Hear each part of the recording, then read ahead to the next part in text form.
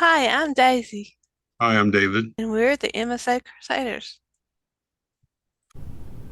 We'd like to welcome all of our MSA Crusader listeners back to our second of our back-to-back weeks with two listeners.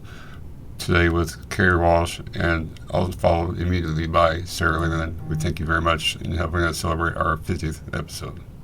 Hello, listeners. Welcome back to another episode of MSA Crusaders with Daisy and I, David Knox. Welcoming back Kerry Walsh to our 50th episode that we're having our two-part series. So we'd like to welcome you back, Kerry.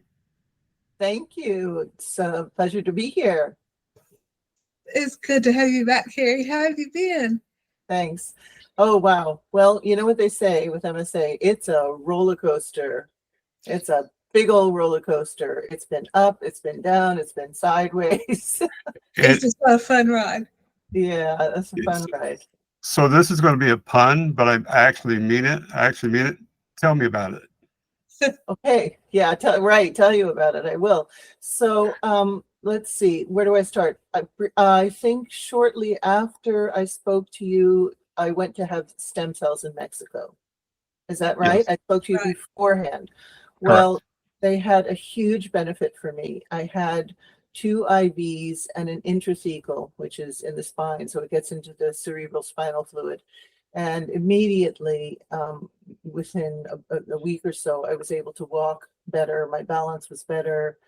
My energy was better. I was in less pain. So many changes. They also used something called cerebrolysin, which is not FDA approved here, but they're using it in trials here for stroke recovery, for a traumatic brain injury, for cognitive problems. And indeed, it does seem to help with cognitive issues. So for me, the treatments were very beneficial. And some things got much better, and then some new things developed, and some things got worse. Um, so I'll tell you all about it. Sure. Um, Sure. So which type of stem cells did they give you, if you recall? sure. Mesenchymal stem cells. Okay. They used amniotic. They used umbilical, and one thing they used down there is from baby teeth. Apparently, there are many stem cells in baby teeth.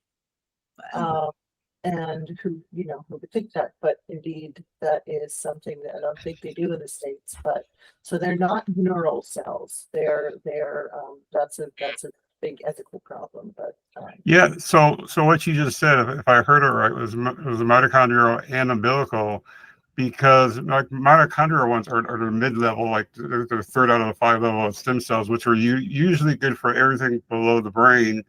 And the umbilical are the best, which was better than the pluripotent cells I had. So yeah, over here in the United States, using umbilical is still not a very good thing for most. I don't think there's any laws to actually use that. They banned it a while ago, but being able to have umbilical stem cells is the best of the best if you ever had to get stem cells. So I'm fascinated because umbilical stem cells can take any form factor in the body. Uh, that's 40% is mostly brain and not lower body, and right. mitochondrial ones are mostly lower body and not brain. So you got the best of the best. Right. And in fact, Nice combo. yes, they were so powerful. I knew right away that good things were going to happen. I could just feel. And it took a while. They take a while. They can take up to a year. They can, Yeah. 6 months really. Over a few weeks, you feel some difference. Then a few more months. But I just knew they were powerful. I actually do plan to go back and get placental because I just want to cover all my bases. I figure I'm still in deep trouble and I still need a lot of help. There's still a lot of stuff going on. So, How much did that, if you would say, how much did that treatment cost? yeah, absolutely. The whole thing was about $5,500 for two IVs, including the cerebrolysin, stem cells, a vitamin cocktail that absorb the treatment, and then one intrathecal. So two IV, one intrathecal was at about 5,500 American dollars, which is That's not as bad as I thought it was going to be. Wow. Yeah, mine, insanely reasonable. Mine was, of course, in north side of Chicago, just over 10 grand for uh, one small IV and two IVs, and then intranasal injections of the pluripotent. I would gladly get the umbilical like you had for half the price. Absolutely. Yes, I'm encouraging other people to do it. Apparently it doesn't work for everybody. Every body is different. Some It's definitely people, worth trying. it's definitely it's so little money that if you can just scrape it together and sell whatever you can sell and scrape together. This is our lives, and Yeah. we're desperate. So I think I can speak for everyone. So I've done it. I went back for one more IV. That was all I could afford this time. The trip is not expensive. It was a 4-hour direct flight to Guatemala from Chicago, and that's where I got the treatment. It was in Guatemala. So, people can contact me if they want information. I did a lot of research for 3 or 4 months with the help of a friend and other doctors, and got referrals because I didn't want to end up in some shady place that might harm me. Or Travel will be really affordable from Texas, wouldn't it? oh, very right across, right. Yeah, I- most flights will transfer from Mexico to Houston because we're getting tickets in November for a funeral. So the treatment was actually in Guatemala, not in Mexico. no. Guadalajara. Guadalajara. Oh, we got family in Guadalajara. That's Oh, nice. well, then it's worth going. And see, I actually stayed I didn't stay in Guadalajara. I stayed about an hour south in a near a place called Lake Chapala, which is a beautiful, beautiful, tranquil, gorgeous tourist location because I had a friend I could stay with. How lucky. And although they do have a lot of It's even Airbnb, more affordable. I want to really relax and have a tranquil time. That's a good way to do it. Absolutely. I That's would love it if she could send me that information. yes, yeah. For 55, we are not doctors, no medical advice, but Don't ever go. 5,500 for the top of the line umbilical stem cells, which can take any form factor in the human body. The only cells that can do that are umbilical for 5,500 is a lifeline. That is amazing. Right, it is. And I know another way I know that this is not a placebo, this is not pretend. They weren't giving me, any sort of placebo. I actually took my mother for other issues. She has different health issues, and she's elderly and very, very frail and has some serious things going on. And it changed her life as well. Same doctor, same treatment. Including the cerebralizing because she has had a number of strokes. So it's the real deal.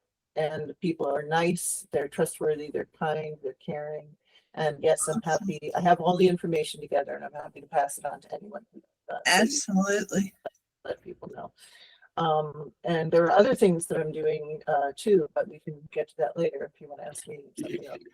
Right. So give us some examples of things that you were struggling at or couldn't do, and now after the treatments you're able to do or gotten better. Right. Okay. Well, let's see. I posted about this in the group. I don't know if any of you saw this. I had hypomania. I could not smile on one side of my face. And I could not raise my eyebrows properly. I couldn't make proper expressions, hypomania. And I also had the stem cells injected in my face, all over my face. And that changed everything. Then I could make normal expressions, and that felt so good. It made me feel human again. My last neurological appointment at the academic IU Health, they notated that my eyelid movements were not going very high, and so the lack of the movement. So it's fascinating because that just started on me a few months ago, and that's something that I'll need in the future. I had it pretty Can't do bad. that either. Mm-hmm. It's and I'm an actress, so I have to be able to use my face. And when I do work, and which is periodically, sporadically, let's say. Sure. Yeah, you gotta try it. There's stuff in the eyebrows. Yeah, you have to be better direct. Yes. Oh, I'm sure I can get a Sharpie to take care of it for you. Well, I do it the natural way. But eyebrows. Yeah, right. I'm just sketching on. but it made me feel, it did so much for my self-esteem and my sense of hope. So Oh, then, yeah. just that one little thing. And then, as I said, the ability to walk, then I was able to go for a walk on the lake. I hadn't been able to do that for a while. My balance, I had been falling a lot. My balance got better.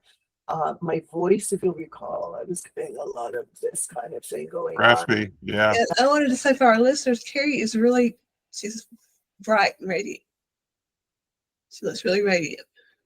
Oh, Very, very vibrant and glowing. Yes. oh, well, thank you. I feel much better. As I said, things are still scary, but I feel more alive. But the night before I left, I felt like I couldn't wait a day longer. I was curled up in a ball in agony, crying in terrible pain, vomiting. I I didn't know how I would even get to the airport. Somehow I struggled with my walker to get into the Uber, got a wheelchair as soon as I got there, and they were very worried, and they said, "We'll take care of you." I was falling apart. And then people picked me up from the airport, brought me some, I was taken care of. And I thought once I got there, oh my gosh, I could not have waited another day. I was not functional. So the stomach pain, I'd been in the hospital with GI issues. I'd been just so many things. I'd been in and out of the hospital. I was suffering, so many things in so many ways. So it's a long list of what got better. Let's say, has it also helped your REM behavior disorder? Somewhat. It's still there. And I still have to take Klonopin and melatonin for that. Yeah, unfortunately, right. That's not cured.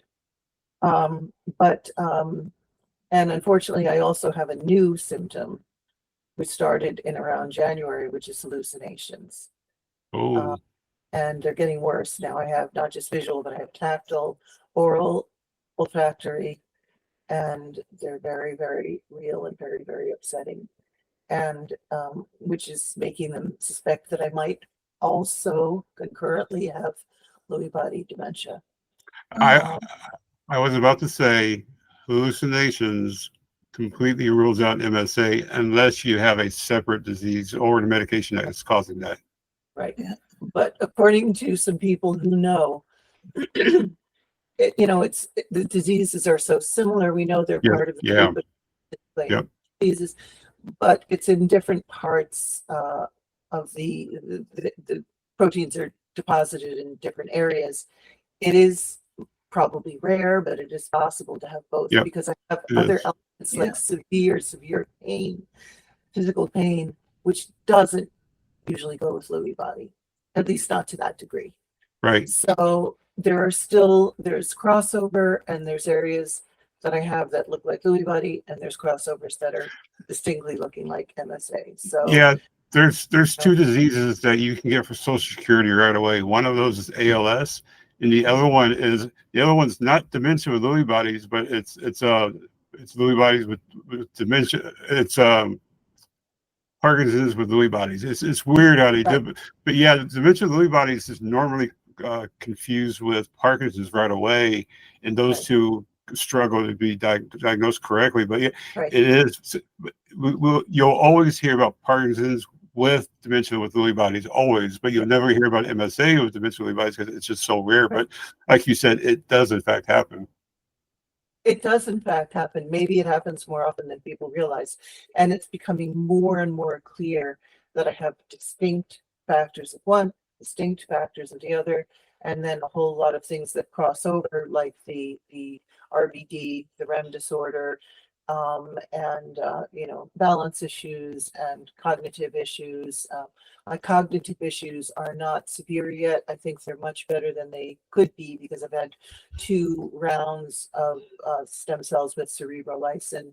And yes, the stem cells cross the blood-brain barrier, and especially when intrathecal, I think is absolutely key to get it in that cerebrospinal fluid and really. So was that more of a spinal tap type of injection, or is that yes, it was like a spinal tap, except it was going into the spine rather than drawing fluid out of the spine. It was done in the hospital, under sterile conditions, obviously safely.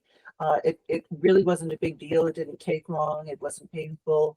They were very professional about it, and I would highly recommend it to other people to try. And I can't promise that it would work, but I'm just when we have no options that normal medical system is giving us, we have to take matters into our own hands. So Yeah, and stem cells is something that if you look at this, if you take a step back and stop saying I'm going to die of everything, right? If we take a step back and think of stem cells, stem cells might not stop MSA's progression in the brain per se, but those stem cells are great for rejuvenating the organs and the systems that are failing. Like I mean, like myself, like it would help my urinary, it help my gastrointestinal, it might help the throat, it literally help everything from the brain, the head down to renew itself. So now I'm still battling MSA like cognitively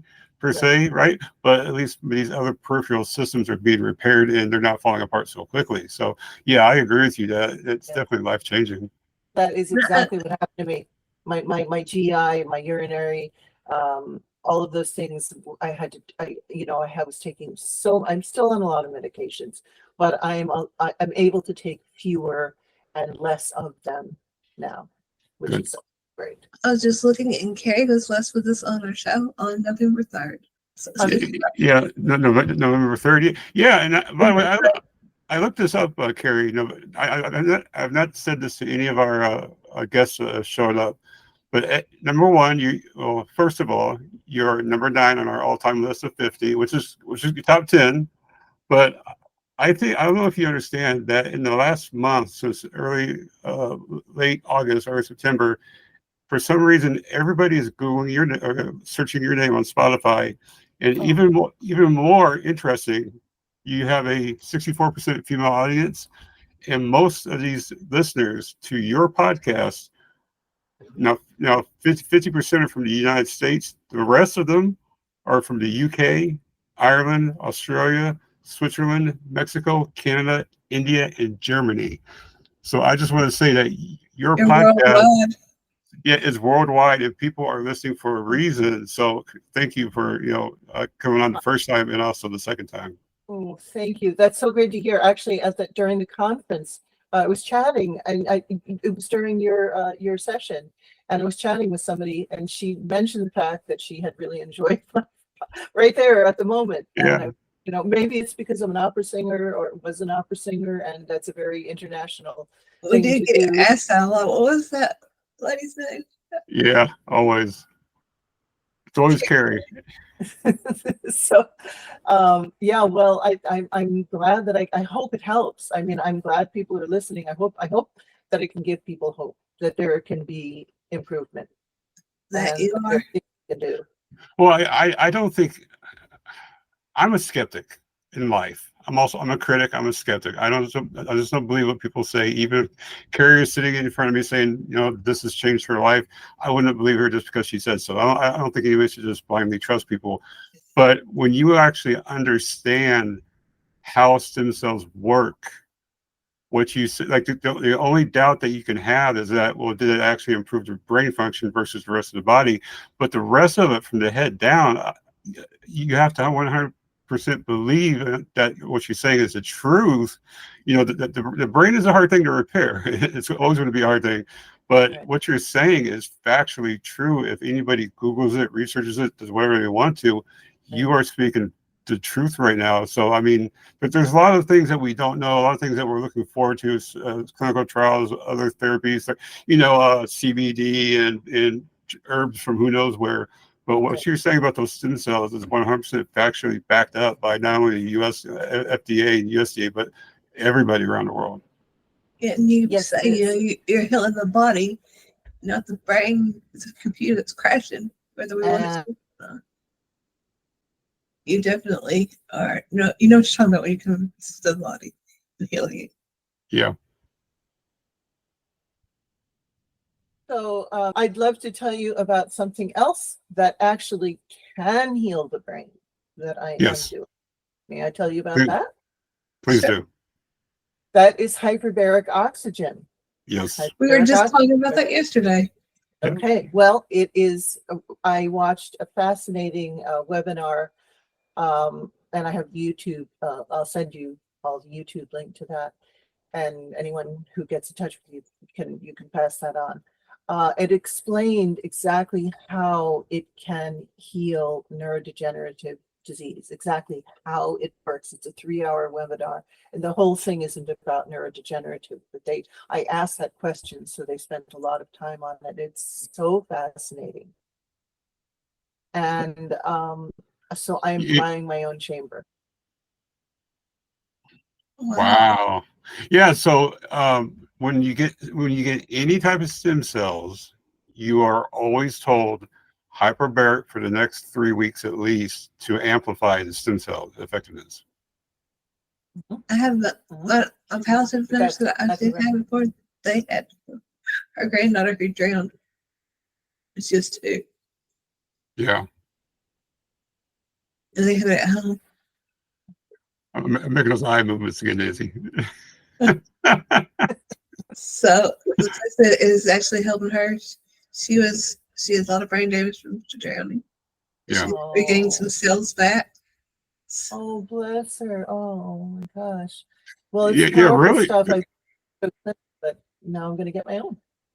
Yeah, re-oxygenating the blood and the muscles is one of the key ways to get these things work to create those neurosynaptics, those connections again. Right. Because people don't realize, like, you can have a stroke, you could completely, for instance, lose your left side of your body, gone, like no movement, no nothing.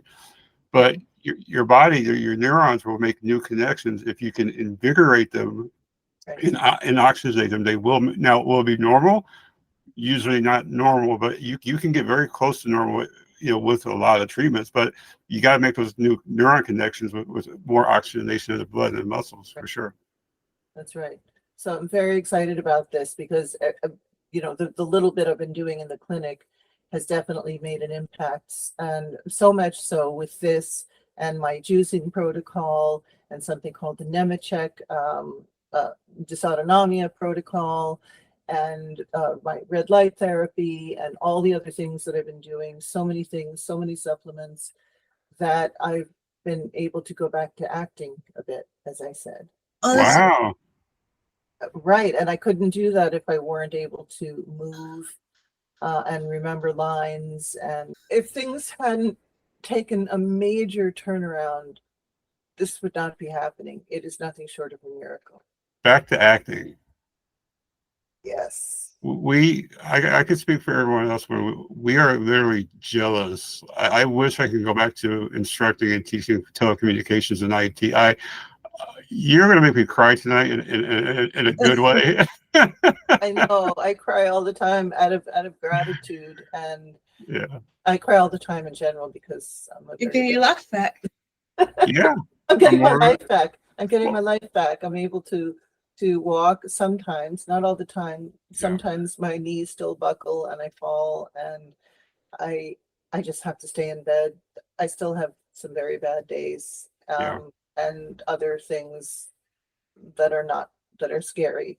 You got your voice back? But I got my voice back. I did speech therapy too, and that was also very beneficial. I started a new medication for the voice tremor. I started propranolol.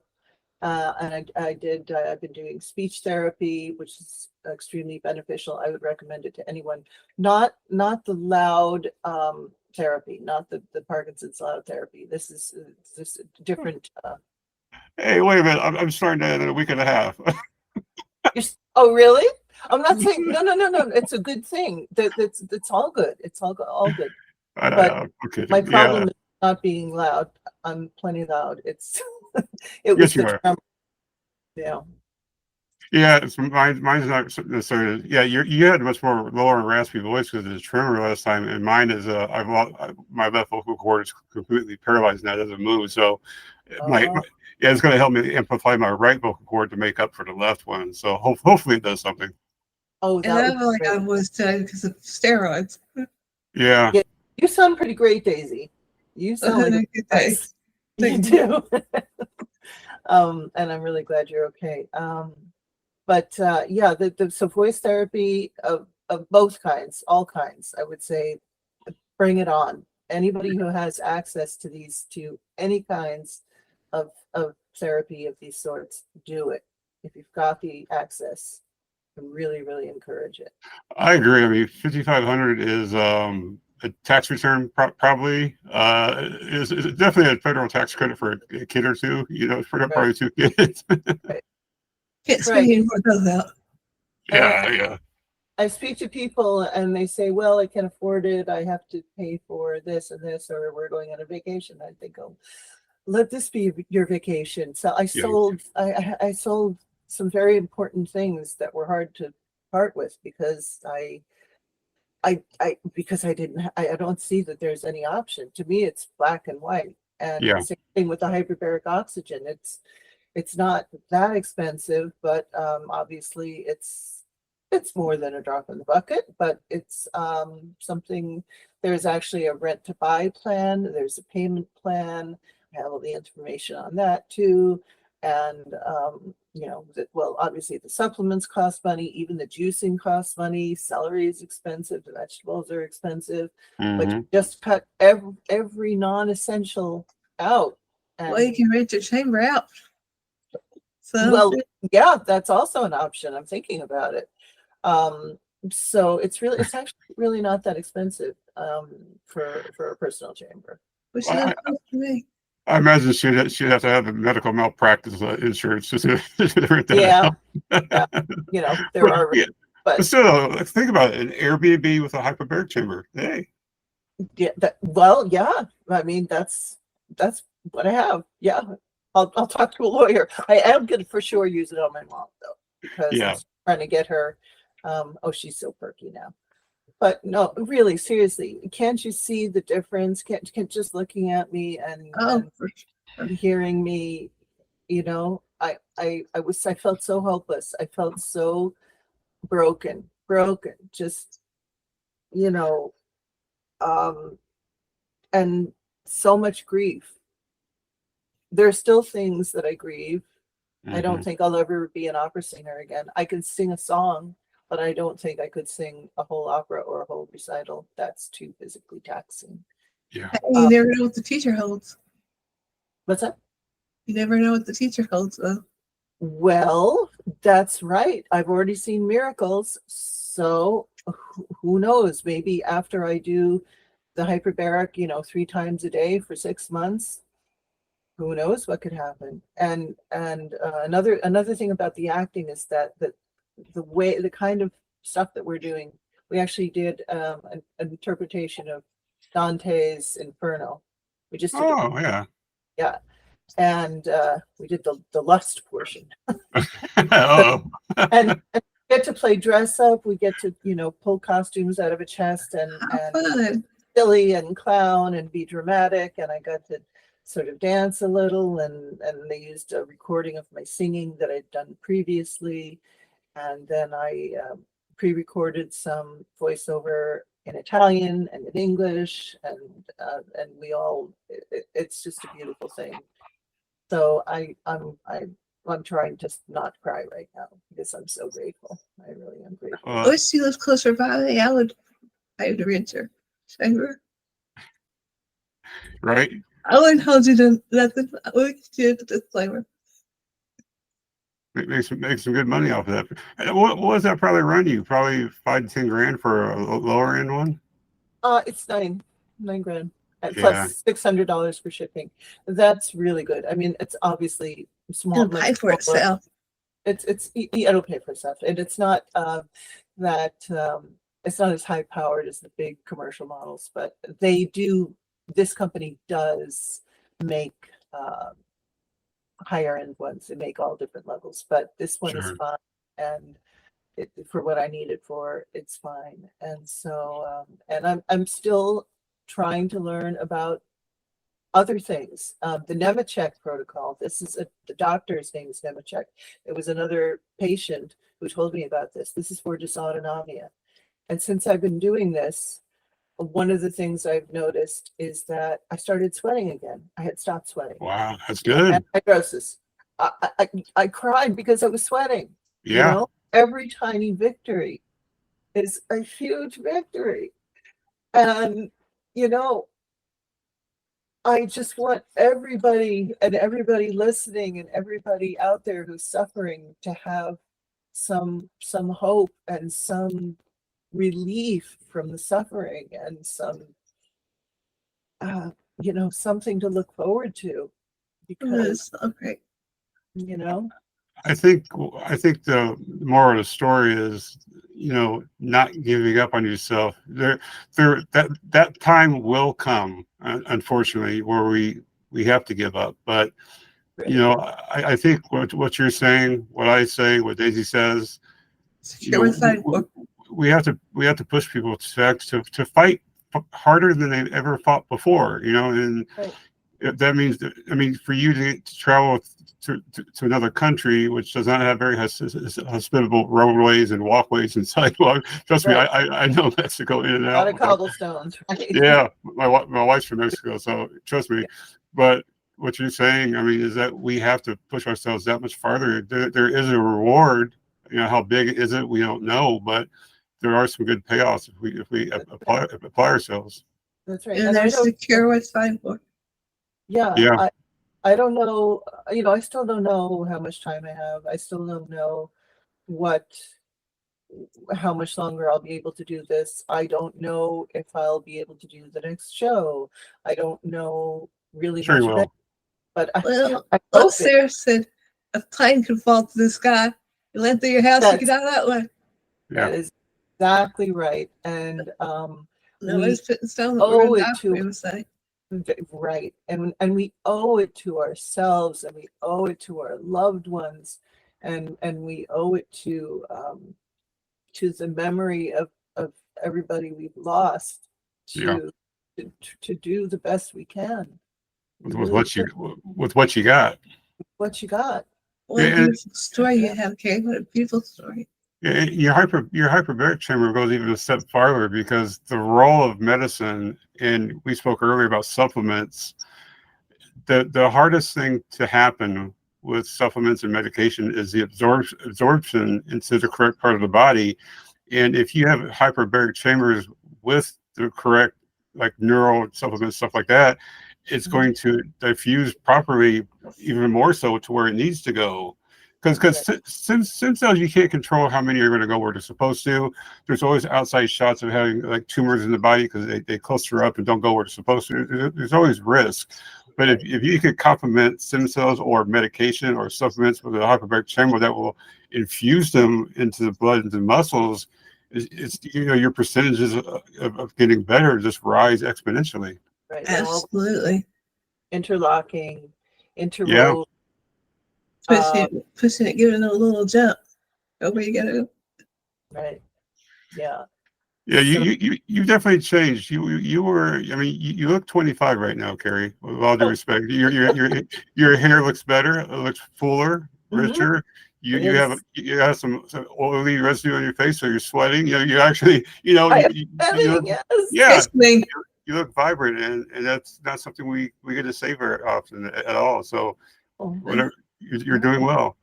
And I still have days where I think where I just can't function at all. The day is a total loss. I'm sure we all have those days. But do you see yourself with more good days than bad days then? I'm not sure about that, but I would say definitely more good days than 9 months ago. Yeah, more bearable days. 9 months ago was going downhill very fast and in ways that just completely terrified me and left me confused and baffled and scared and very, very overwhelmed. And now I don't feel so overwhelmed. I feel, for instance, I have a new thing. My sleep study that I just had is much worse than last year's. Now I have a lot of central apnea.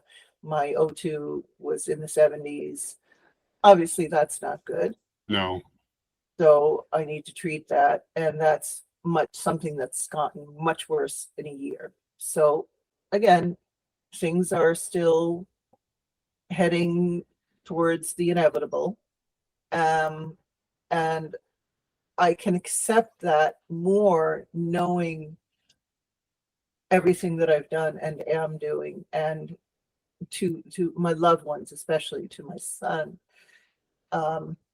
I will have a clear conscience knowing that, I've done what I can. You're a fighter. I'm a fighter. Yeah, regrets in life are very hard to overcome, and especially treatments when we know where we're going to go. Like, oh, I missed that treatment. I should have applied sooner. I should have done this or should have done that. Yeah, that could take you down a very big mental toll. I completely understand that one. Right. That's why for people who are on the fence about any of these things, who can manage in any way to for instance, drinking the juice. Some of it tastes pretty icky. There's one that's like scallions and asparagus, and they're separate, they're fine, but together as a juice, they don't taste so Yeah. good. But I just hold my nose and I just, toss it back, and Yeah.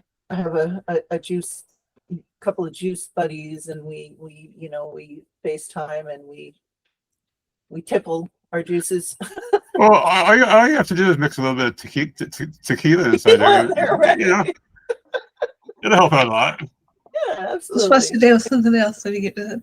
Right. Yeah, you do what you gotta do. So, and I am still learning and I'm still exploring, and my mind is wide open to anything new. I would hope every day. I've already been turned down for some studies, and Yeah. I think Daisy, you and I have spoken about this. Yeah. So I don't think I'll ever be accepted for a study because of some pre-existing conditions and medications that I take, Yeah. which makes it even more necessary that I don't rely on Western medicine and that I rely on myself. Yeah, I keep preaching it, and people keep hating me for saying it. But do not rely on anything. Don't. I have so many medications prescribed to me, and I take probably a third of them because I can control it. I may have accidents, I may have mishaps, whatever. But I would rather not rely on things, because once you go down and start taking all these medications, they interact with each other.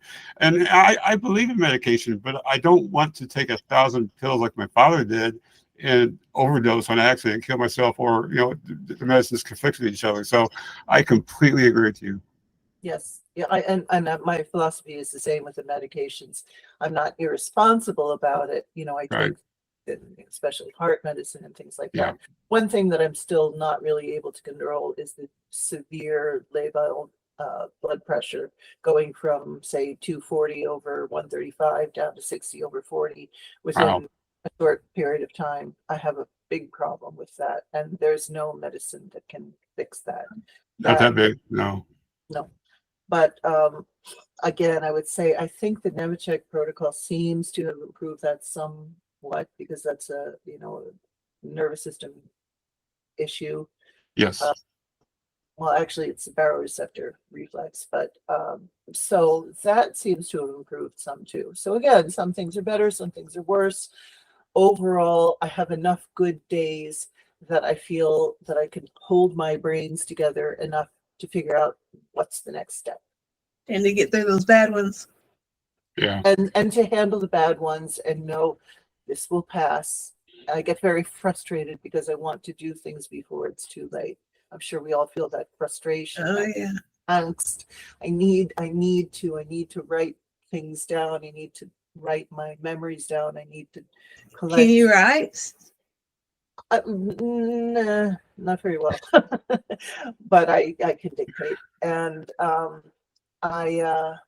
so I do feel stress about doing things while I still can, but I would say I feel less stress than I did 9 months ago. Yeah, it looks to be like you're on the right road. That's for sure. On the right road, and And whatever will be, Well, I'm more okay with it now. yeah, I like your attitude, how you're open to trying new things. Because when you don't try new things is when you give up, and when you give up is your life gets much more shorter at that point.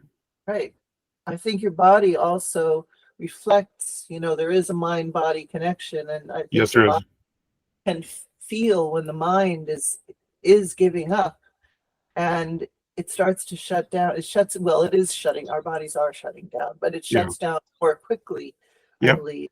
And so I'm trying to fight that trend, and I know that you all are too, because Would you be interested in coming back to let us know how the various chambers working out for you? of Everything else course, you do? We'd love to have you back to learn more. absolutely. I mean, it's an ongoing story, and and there's a lot to it. It's complicated. Oh, that's for sure. And I'm sure next time I'll have more new treatments that I know about. And but I'm very happy to share this information with anyone. I'd be interested in next time you come back, the relationship between the supplements and the bariatric, because Yeah. when you take any supplement, it's not the same as something that's fresh and brand new. Say like iron supplement. You're never going to be the same thing as eating raw meat, because it Right. breaks down the moment you dehydrate it, you put it into a capsule. So I would be very interested in the relationship between those two. Yes. Yeah, Yeah. for sure. All right. Well, Well, Kerry, yeah.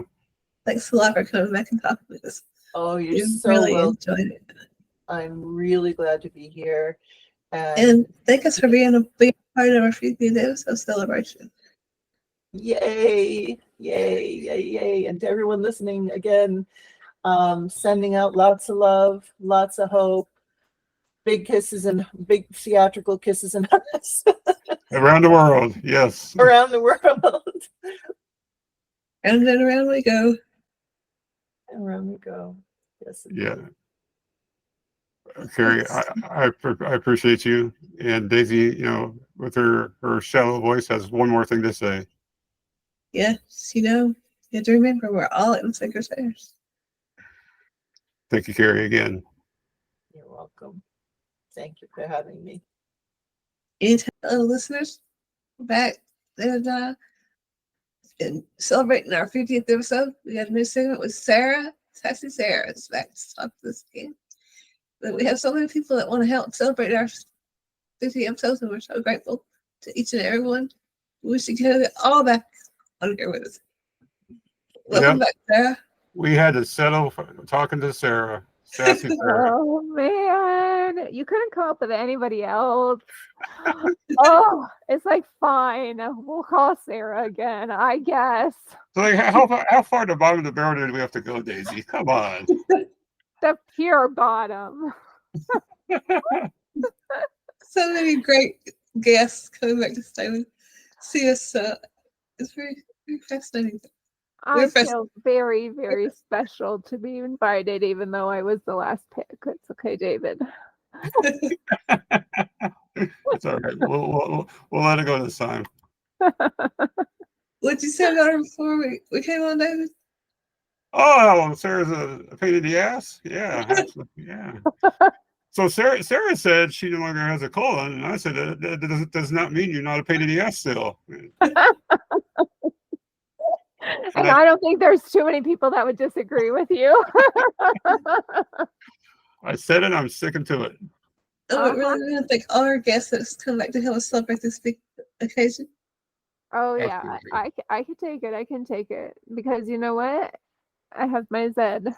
Uh-oh. Uh-oh. The episodes already though. It just doesn't seem like it's 50 episodes. Congratulations, you guys. 50. Woohoo! Wasn't there 3 of them or 2? Yeah, we have 3 segments. Yeah. Which means we need to expand our participant list a little bit more. Sassy Sarah will not be on until episode 200. But just like tequila, too much Sarah is a bad thing for you. Oh, that's so funny. Am I wearing off on you, David? Yeah, we love you, Sarah. That's why I'm picking you up that. I know. That's why I come still back. haven't gotten Daisy to say fuck MSA though, but I'll keep coming back until she does. Absolutely. Isn't that enough? Nope. Not enough. So, Oh. so Sarah, tell us what's been going on. What's happening? I hear you have some fancy new equipment, and you've been yelling at my videos or something like that. Oh yes, I do. I have some fancy new equipment, and this week has been named Saving Sassy Sarah. Because a lot of things have happened this week that have been good for me. It's good things that we consider good. Like other people would be like, "Oh my God, if that happens to me, take me out back and shoot me first." Like, but for me, it's giving me quality of life and it's prolonging my life. And I'm super excited because I've been working hard for these. But yes, David, I was listening to your video on breathing and all your pulmonary function testing and all of those, and I was just like, "Yup, yup, yup." Same, And same. same, and like I just think about the progression and how fast it is because like I started on a auto PAP for central apnea last year. By September, I started on oxygen. By November, I was in the hospital for acute on chronic respiratory failure. In January, I had a BiPAP titration study. Then I got on the BiPAP machine. And then I was hospitalized again in May for cardiac and GI and palm issues continuing. And then now, just this week, I am on a machine that's called VOCSN.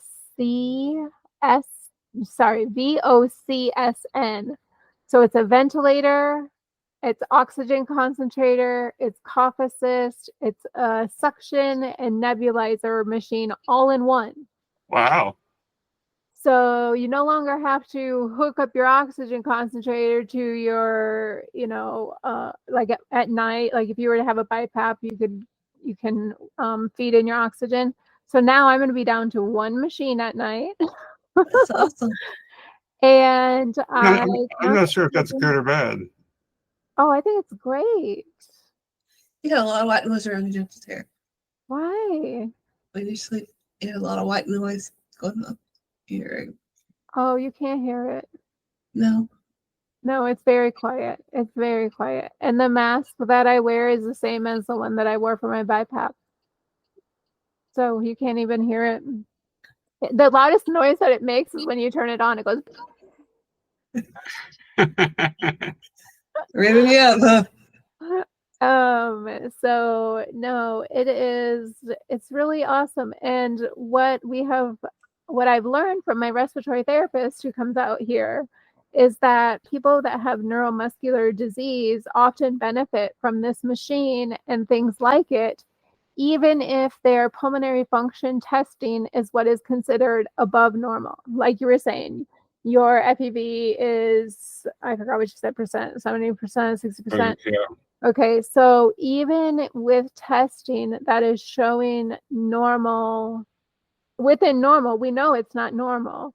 The only way that we can truly measure things in some of our conditions is through an arterial blood gas test. And those hurt like a bitch. He just had one of those. What I said, yeah, I said, you know what? I'll take the spinal taps back again because that sucker hurts so bad. Uh-huh. I was like, I didn't realize they gave a stick a needle in an artery. I thought it was always had to be a vein. So I'm coming up for one of those too. And I'm trying to. No, speaking of hey, the you guys. arterial blood gas test. yeah. I don't want to change the subject, but I got some great news. What's your great news? My doctor has agreed to do a DAT scan. Oh, that's nice. We're waiting for the insurance to approve. Yeah, you want to do that? Yeah, I mean, David's been talking about it. Yeah, a DAT scan. You said DAT scan, right? Yep.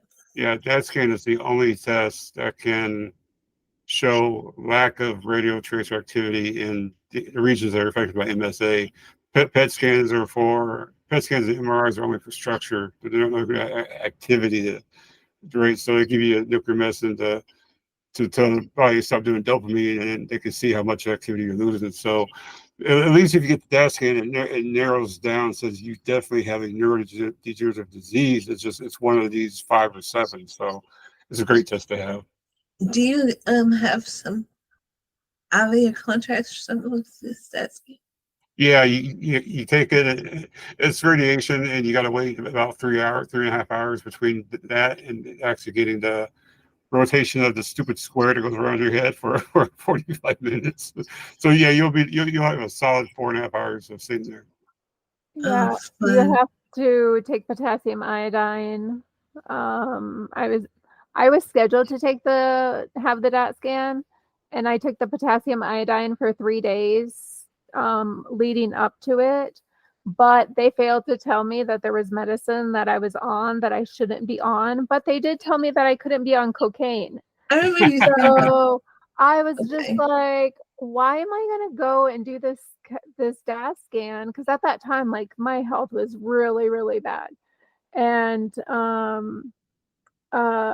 they didn't tell me all the things that you can't be on when Yeah, you there's a have whole it, list. because of how it Yep. affects it. But they did tell me not to take cocaine. And I was like, okay.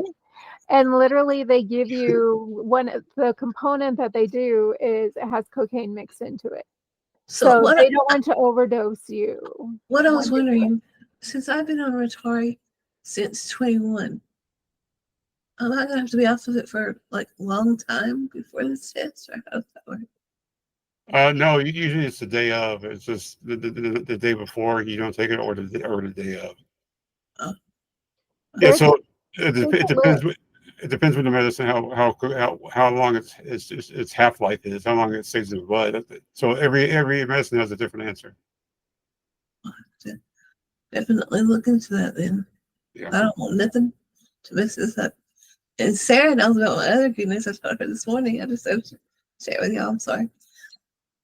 I have got my order back to get a Group 3 power chair. No, they're not giving you wheels, are they? Wait a minute here. Yeah. All Okay. right. Well, Look out, Texas. Watch your ankles. but they were only going to put me for a Group 2, but we got it up to Group 3 category now. What's Well, the you difference? need a group 3.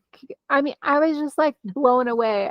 So group 2 would be for somebody who has like rheumatoid arthritis, like severe case of rheumatoid arthritis or fibro or something like that. But group 3 complex power chairs are for like us for ALS, Well, I muscular mean, dystrophy. do they function differently? Yeah. Yes. Yes. It's reclining. Oh, okay. So they have more features and more like organ support because like my chair, it tilts, reclines, the legs go up, and the seat goes up about 12 inches. There is another one where it could like totally stand you up, but mine doesn't have that one. And Medicare does not pay for that one, no matter what your doctor ordered. Medicare or Medicaid? Medicare. And commercial guideline, like my commercial insurance goes by Medicare, Medicaid guidelines for power chairs. But you have to show medical necessity for each thing. So like respiratory, like on my order, for example, respiratory failure was on there, neurogenic bladder, neurogenic bowel, like all the different things that happen. Yeah, she said the new orders covered everything. But So she said I sent you it to can pay the $6,000 difference to stand up. $6,000. I just know I don't think that.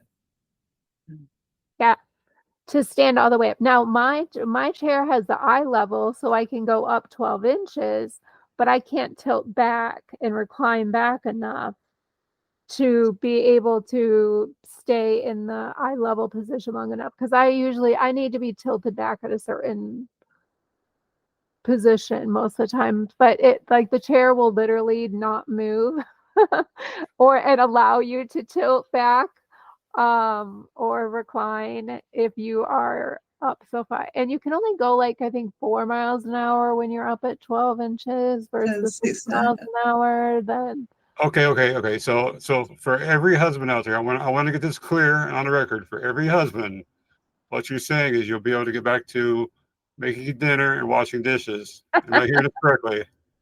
No, we're not You talking know, about motor skills. you know what? You know what? I am as tall as my husband when I am at the eye level, almost as tall as my husband.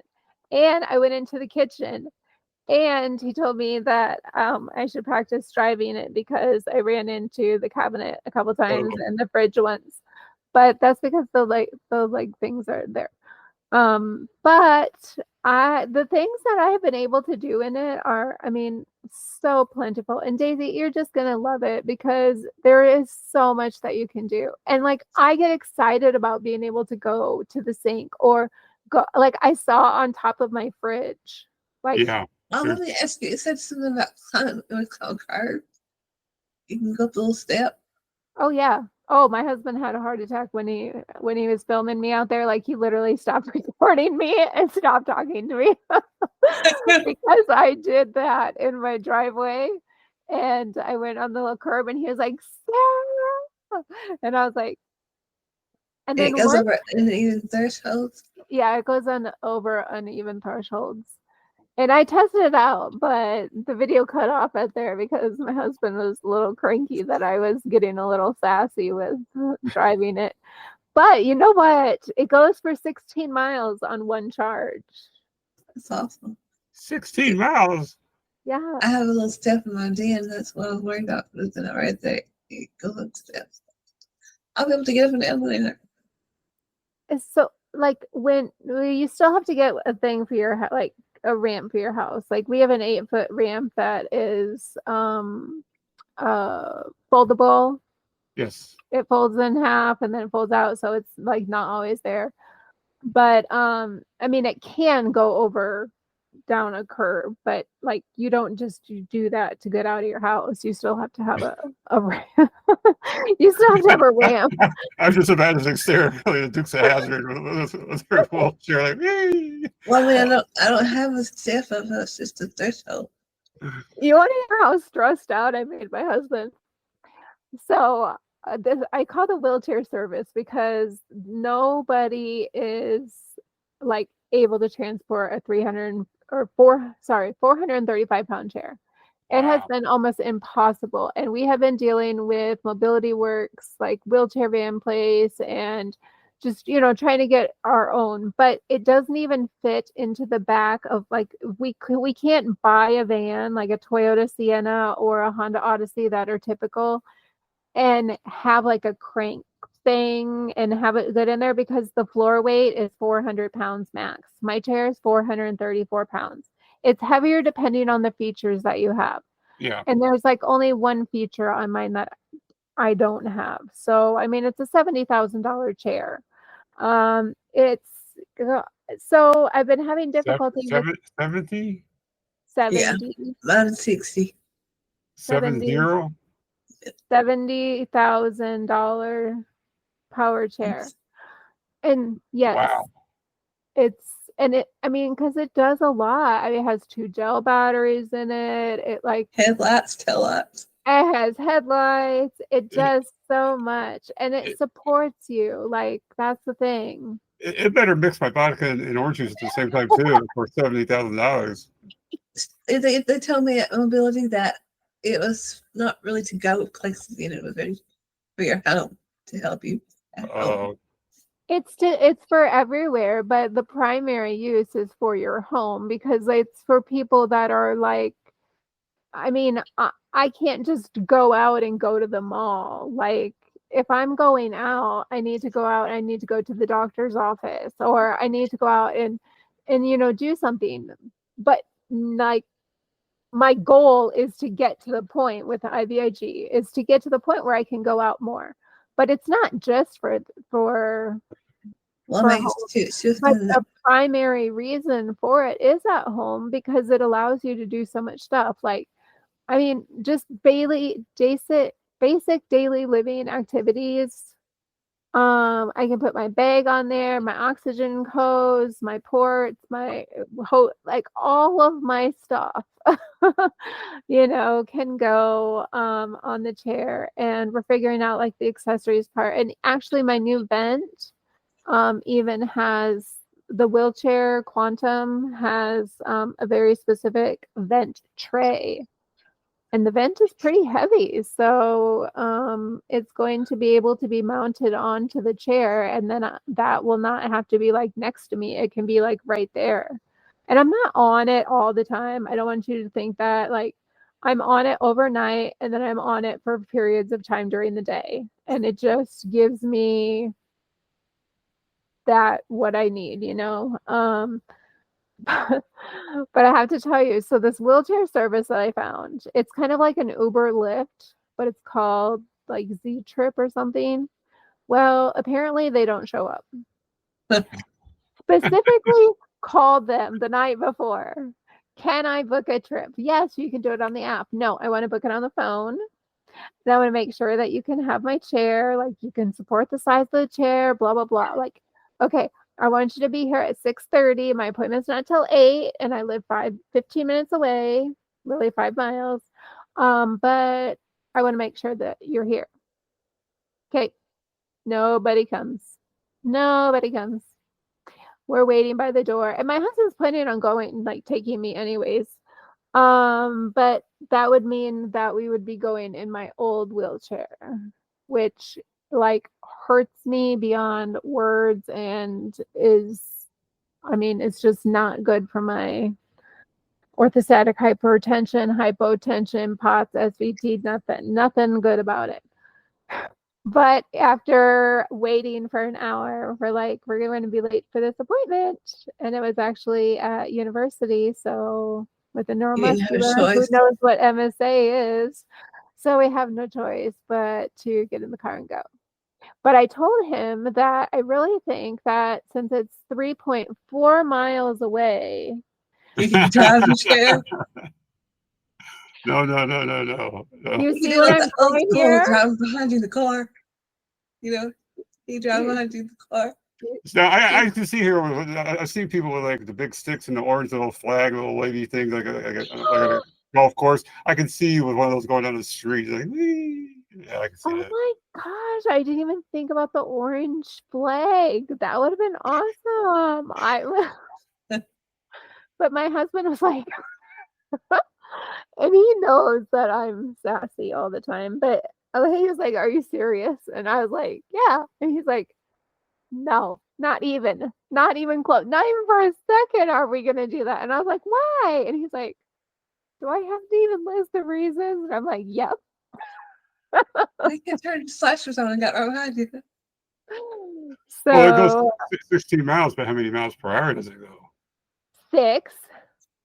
So you would get there in 2 1/3. Yeah, you get there in 2.5 hours.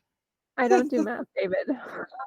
So, yeah, it goes 16 miles total, one trip, 6 miles per hour. So 16 divided by 6 is 2 point something, so almost 2.5, just over 2.5. No, So, like it lasts for 16 miles. The yeah. place is away. Okay. And you said it does 6 miles per hour. Uh-huh. So 16 divided by 6 is 6 or 7. No, how far away is the place from you? 3.4 miles. Oh, okay. So you get there in 30 minutes. Yeah. So see, that should have been no problem. The question is dead or alive is the next question. That's what my husband said. When I was a child, my dad told me you get extra points for old people and those in wheelchairs. So I'm just saying, Oh my gosh. Yeah. Well, needless to say, but I got my SIN1 biopsy, not that day, but that was ordered that day. So I was like, I can't miss this appointment. Like, it's super important. But I saw a very, very good neuromuscular doctor at university, and she was completely understanding of how you can have multiple autoimmune conditions. She explained it to me, like for the first time, David, you've said this in your things too. It's like I wasn't explaining my condition to the doctors. Like they were telling me things, and I was like, you guys are awesome. And so she scheduled me for the SIN1 biopsy, and I went back and did that last week. Do you think the wheelchair service showed up then either? No. No. Do you think my husband let me drive it? No. So it's basically like flying Spirit Airlines is what you're talking about. The trip, yeah, whatever they are, they're making me mad. So my palliative care doctor is like, well, we've had some luck with people using the ambulance service. And I was like, I don't like the ambulance. And he's Here like, we go no, it's again. what? I said, here we go again. Here we go again with the ambulances. Yeah, not doing it. But apparently they have like special transportation that will carry these big heavy chairs, and it's not an actual ambulance. So that's my next try. But anyways, Do you think that problem is just because you're in a remote area or something else? I'm in freaking San Antonio, 2 million people. Like it doesn't get any, there's no. You do live in a bad area, Sarah. You live in a hood. There is no reason why. In San Antonio, Texas, number one, we don't have neuros who understand MSA, except my new ones. Why we don't have as many. I mean, it's so frustrating, the neuro community here. Like, I have to take my child 5 hours to a neuroimmunologist at UT Southwest Dallas because San Antonio doesn't have one. Wow. We had one neuroimmunologist here, and he looked at me like I had 5 heads and asked me how to spell one of the names of my condition. And I was just like, and then told me that the next time I have an episode, I should see if I see double vision next to each other or on top of each other. And I was like, how about next time I don't have an episode? Well, he's trying his best to cut down on the possibilities, Yeah. Well, the ophthalmologist knew more than he did about my neuromuscular condition and vision. But so what I'm just saying is that there are a lot of people who are willing to learn, but not a lot that,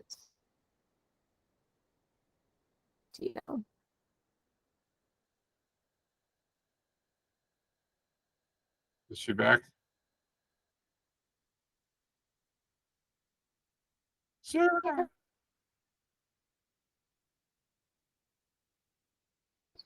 Your spectrum sucks. You loser? No, she's as slow as they get.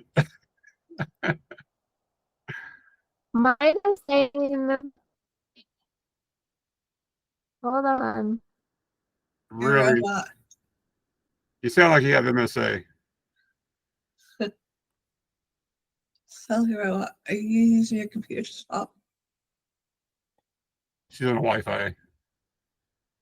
And all the hotspot she has is interfered. I just changed one. See if this one works better. It's already sounding better. Okay, good. Yeah, that's fine. Go ahead and I forget where we down our chair. Yeah.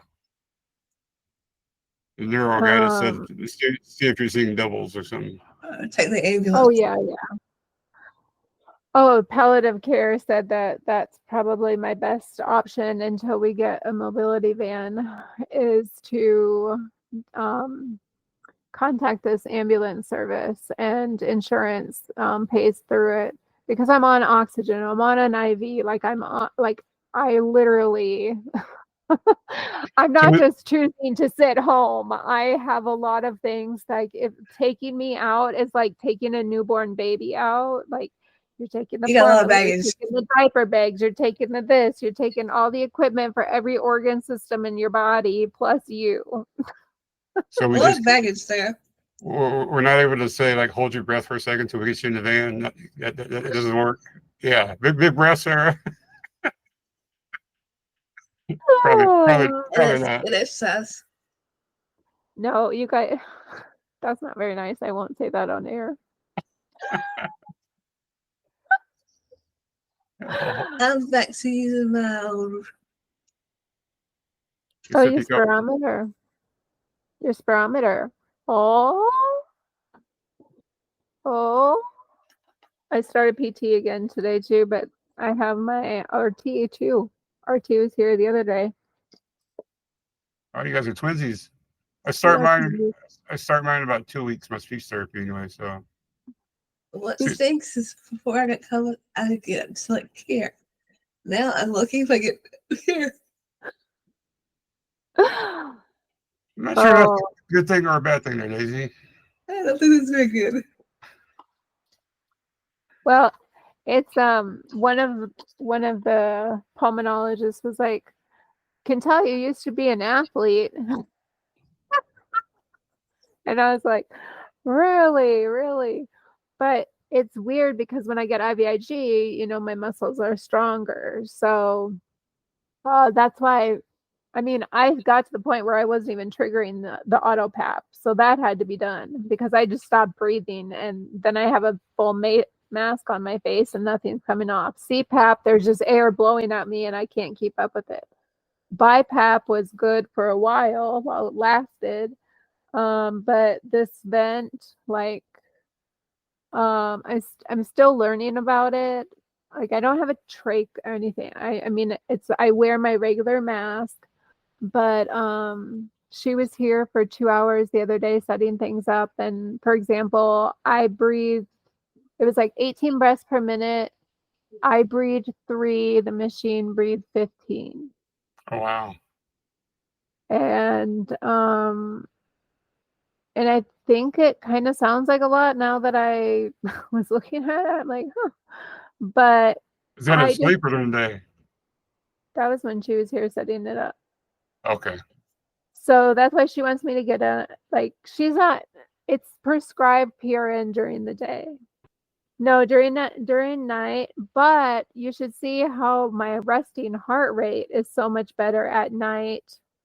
And my oxygen, because I'm on oxygen at night anyways, so my oxygen is staying about the same, but my resting heart rate has gone down, which usually, you know, in us, our resting heart rate is indicative of our true oxygen level, not the pulse ox. What's your resting heart rate at nighttime? More or less. Resting heart rate now, let me look at tell you what it was last night. It was, I think, 50. Yeah, they're supposed to be between. If I saw a chart, like 40 and 60. Mine's still up there into the 90s at nighttime. Mine's at not. Then you're not breathing, David. You need something at night to breathe. Yeah, it Mine's says at 93. it says 10 less than 10 breaths per minute. I think it is. So No. I take a good amount of breaths right at 10, but the heart rate still I must not be taking in enough oxygen. But that's the problem is, so my resting heartbeat resting sleep.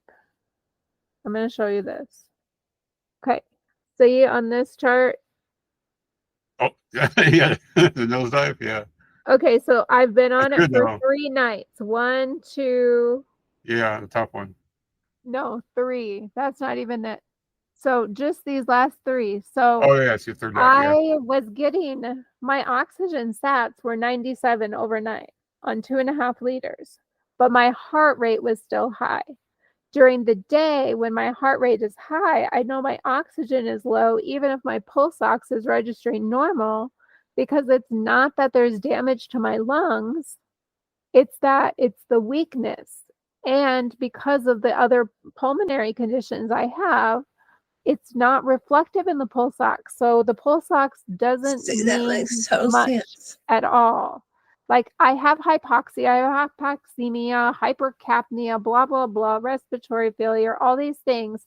But how I can tell I need more oxygen support or I need support from the machine is when my heart rate is so high, I can't get it down. My vitals are fluctuating so bad. I can't sleep. My temperature is up, even though I don't run a temperature, like my skin feels hot. It's all related to breathing. And look at this. Like, Yeah, last night mine was 88. Mine's went down with a COVID. oh my gosh. That's the hard part is it's just you And I reached REM. That is oh, that's good then. incredible. Yeah, REM sleep is hard to get into. My heart rate has gone down since I had COVID. Yeah. You're kicking COVID's ass. I mean, but Okay. Look at the area. You actually don't see it because it's zero. David, that's related to your breathing. Every night it's 0 or 5%, and the deep sleep is 0 or 5%. And I get a little bit of light sleep, and I forget what the other one is. It's like moderate or something. But yeah, it's hysterical. You know what? Okay, look. This is absolutely, absolutely, completely insane. My sleeping heart rate, this was night 2 on the vent, 58. My awake time was 1 hour, 22 minutes. Sounds My right. REM was 3 hours and 8 minutes. 3 hours and 8 minutes. I haven't gotten 3 hours and 8 minutes for like weeks. One night, 3 hours, 8 minutes. My light sleep was 4 hours and 33 minutes. And my deep sleep was 1 hour and 46 minutes. Yeah, I've never had. That's funny because I will sleep. I now go to bed early. I try to go to bed around 8 o'clock, so I'll probably fall asleep around 9, and I'll wake up about 8 o'clock as well, or 9. So you're talking about a solid 11, 12 hours of not being awake, at least consciously, right? And I never get over an hour of REM sleep, and my awake time is always in the hours. It's hysterical. Yeah, oh yeah, trust me. And you wake up, it's like, why do I even wake up for? I just stay asleep, but it doesn't work that way. No, Yeah. my medicine usually helps me to stay asleep. That goes down, but it's not keeping me asleep anymore.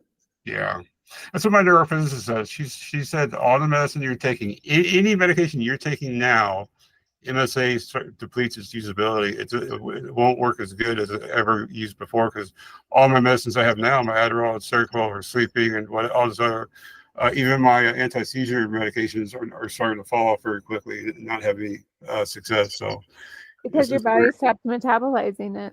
yeah. I was happy for that anti-seizure medication because all those jerks I have at nighttime, and that's just at nighttime. During the day, you can at least ×2, ×3 because I'm actually reacting to TV and movies and people and cats and dogs and God and everything. And those I was hoping that thing would like maintain, and now I know that medication is starting to wear off just after like 2 months. Keppra, right? Keppra, yeah. Have they tried to put you on? There's nothing else I've been on for anti-seizure. Ipecac? No. Yeah, I'm on one at night that helps with the cramps and the spasming, and it's called Lamotrigine, and it's an anti-seizure medication. But the jerks that you talk about in your video, Yeah. hello, that's me. And the funny thing is that if you don't do your research, you don't realize how bad these things will get because myoclonus jerks are normal in the human beings, right? Adults and children. They're actually normal to an extent, like up to about 40, right? But if you go on YouTube and you start Googling myoclonus jerks and you actually pull up other like videos of people that have it more severe than I do, it looks like full onset epilepsy, like seizures and stuff. Now, myoclonus epilepsy is not the same thing as MSA myoclonus, but people with MSA, those monoclonals get so jerky that it seems like you're having seizures the whole time. So that's why I'm wondering. Like I always said, I don't really have tremors at all, but I have these jerky movements, and they're so often, so fast through the whole day. I wonder if that's actually the direction I'm going, is like full on monoclonal jerks that are uncontrollable with medication and stuff.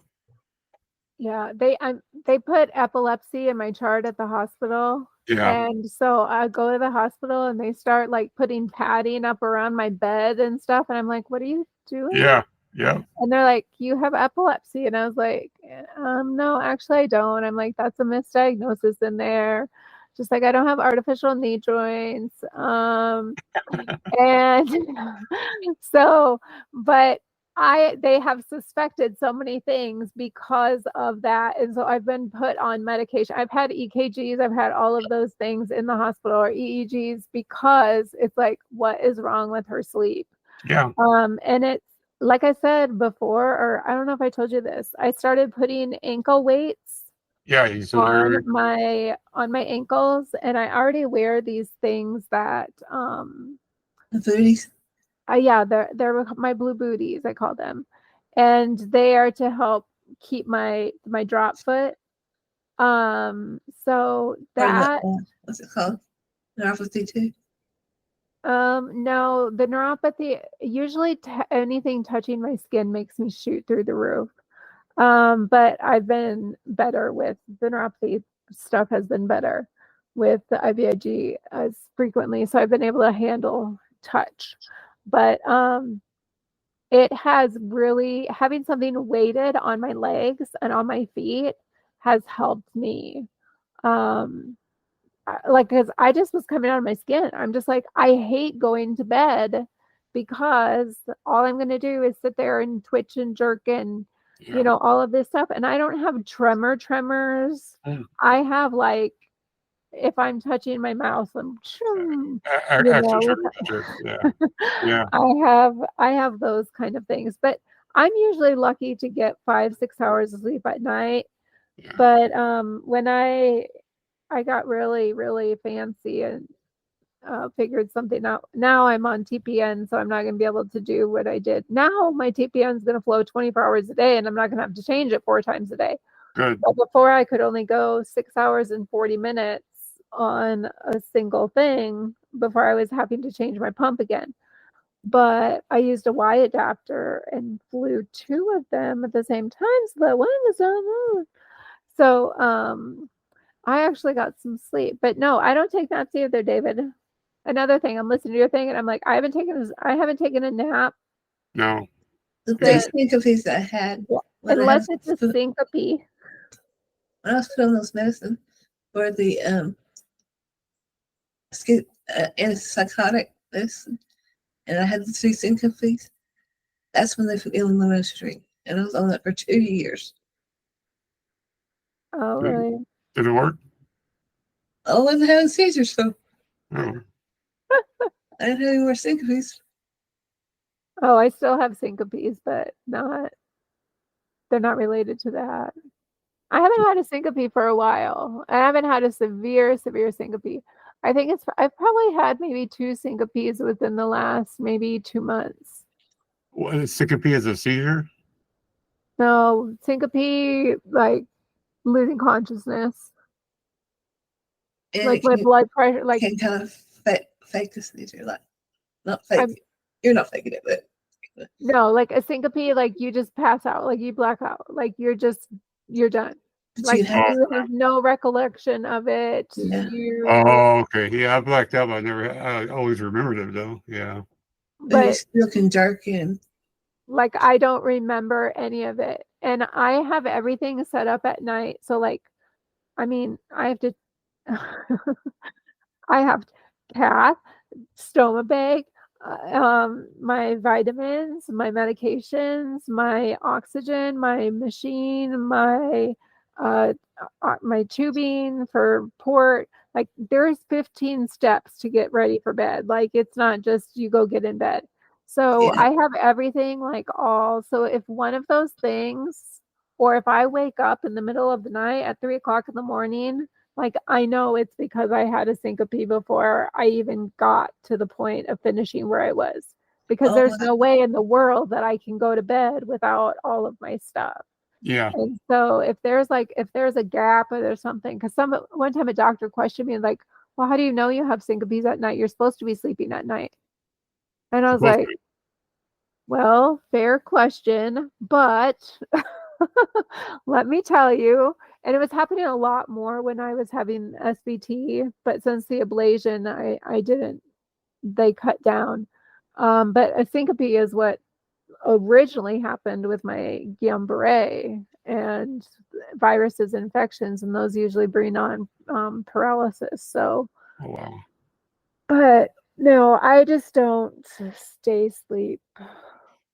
Yeah, that's I used to be on trazodone used to be too sedative for me. And my psychologist was telling me that they really went away from that because it hits too quickly, too hard, too quickly. So they give out like Seroquel now for sedative sleeping. But I up my dose to the maximum for Seroquel, and I promise you that's the only thing that keeps me sane is having the type of sleep, that sedative sleep that maximum level of Seroquel can give you. And it barely budges at anything. I mean, during the night now, it's like, so now I got to rethink like Michael Jackson sleeping with propofol or whatever. I like, we joked about it, but when he had it, I know. but now we're like, can I have something that's like morphine, like something to knock the crap down? Because no sleep equals just your whole day's gone. And since I monitored my sleep for the last couple of years, all my devices have told me I've never had more than 4.5 hours of sleep. No matter how long I stayed in bed, never had more than 4.5. So, people have to say when we say we're tired, goddamn it, we're tired. We're fucking tired. Like, yeah. Sarah, have you ever seen Royal Pains? royal pains. Yeah, I watched that. It's about a doctor that goes these people at home, and the patient reminded me of you. Uh-uh. Was the patient an asshole? No, it's just all the problems, that they're going through. And they were dying. Nope, it's not Gilbert. Nope. Nope. Not. I'm not a movie star yet. It's a really good show. You should check it out. I think I found Sarah's possible twin on our MSA Crusaders Facebook. She messaged me and we video chatted for a while.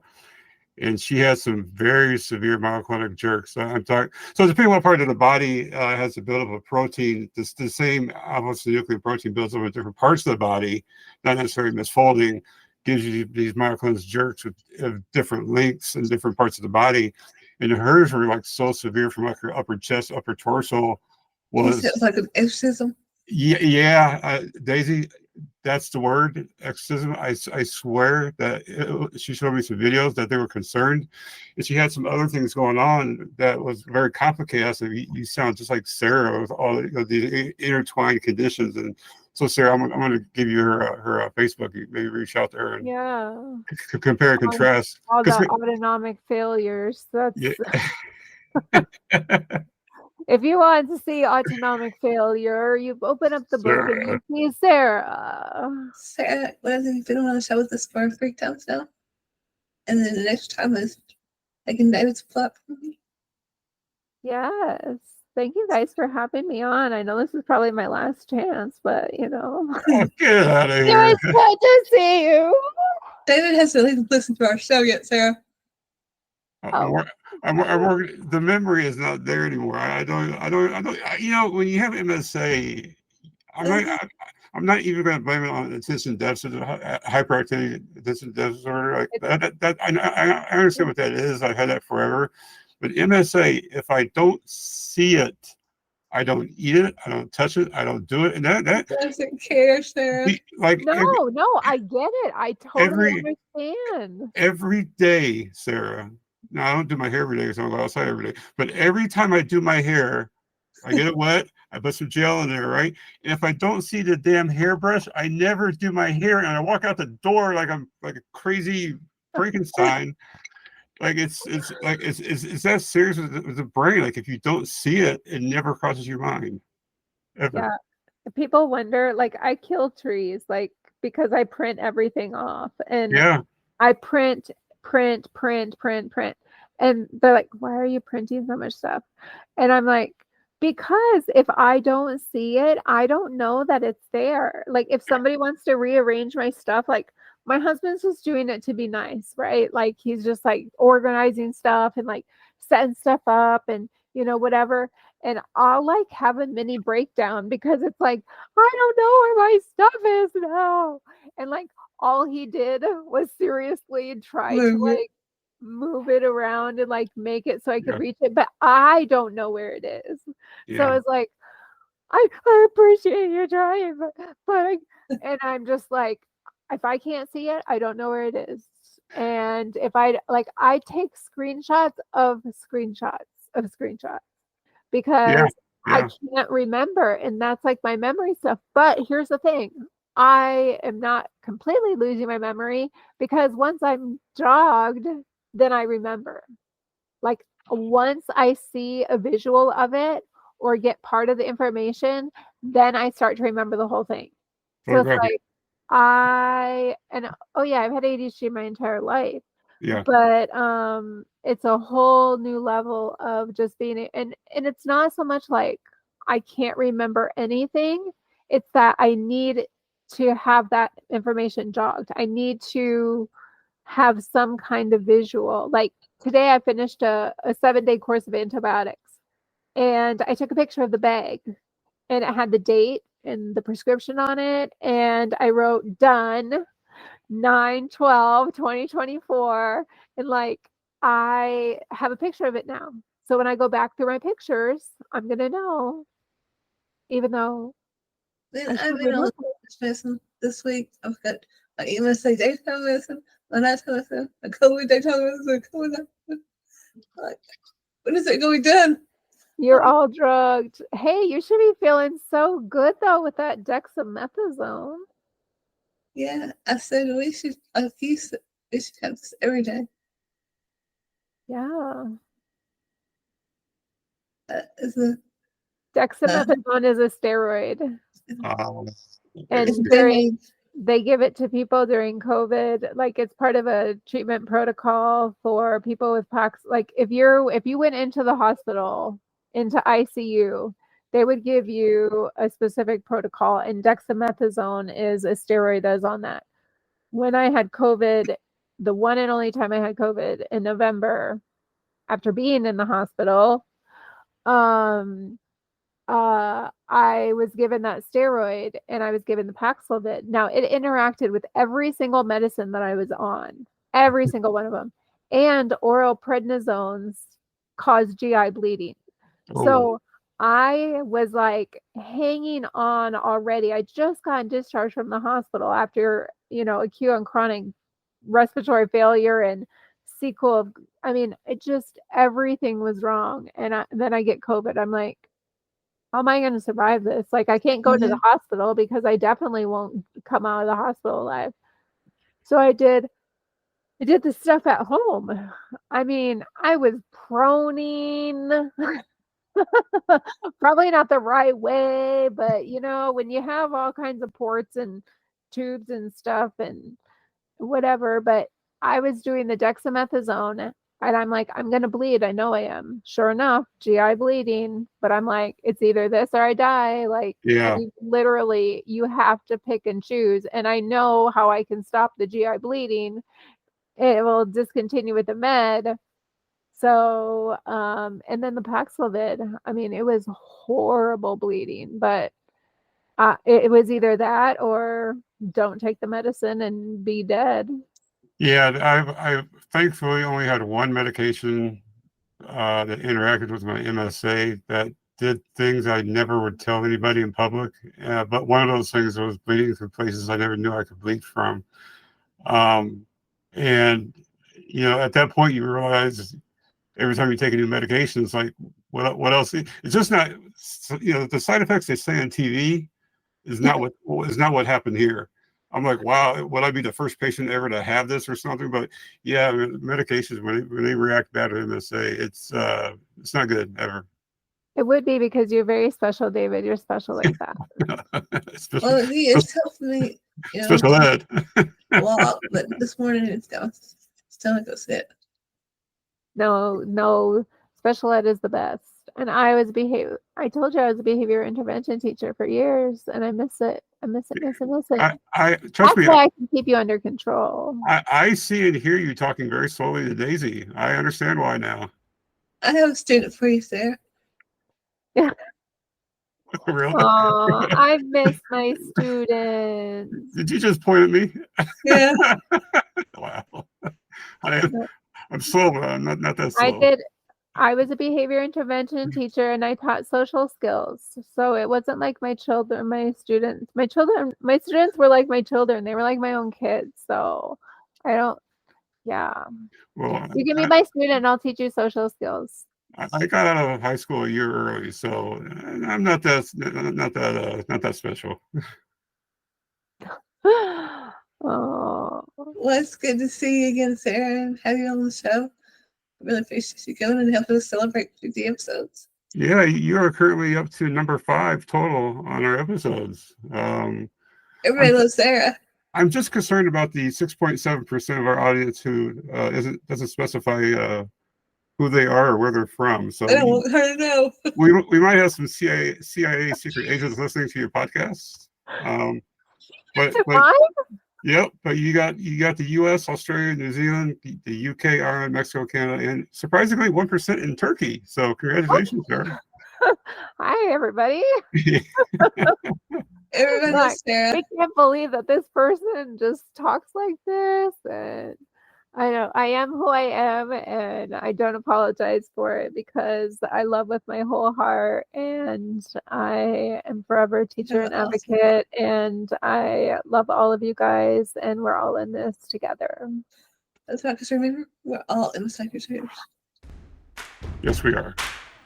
Thank you, Sarah. Thanks.